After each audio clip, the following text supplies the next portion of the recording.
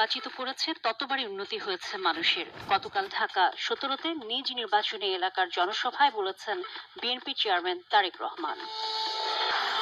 জামায়াতে ইসলামীর আমির ডাক্তার শফিকুর রহমান বলেছেন, শহীদ আবু সাইদ এবং তার সঙ্গীরা জীবন দিয়ে যে দায়িত্ব রেখে গিয়েছেন সে আমানত রক্ষার জন্য তার দল লড়ে যাবে।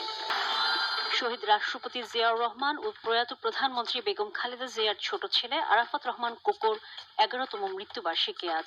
বনানী কবরস্থানে বিএনপি নেতাদের শ্রদ্ধা জ্ঞাপন ও দোয়া।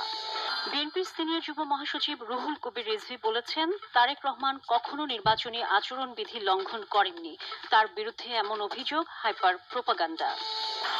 রাজধানীর বিভিন্ন আসনে প্রচারণা চালাচ্ছেন বিএনপি সহ বিভিন্ন দলের প্রার্থীরা। ঢাকা 6 আসনের বিভিন্ন এলাকায় সংযোগ চালাচ্ছেন বিএনপির প্রার্থী ইশরাক হোসেন।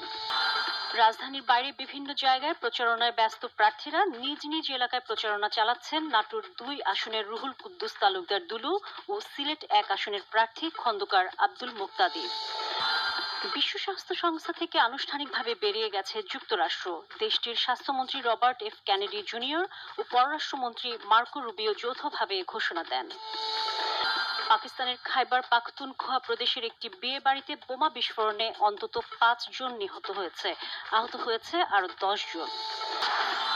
বিপিএল এ champion Rajshahi Warriors prize money হিসেবে পেয়েছে 3.25 কোটি টাকা।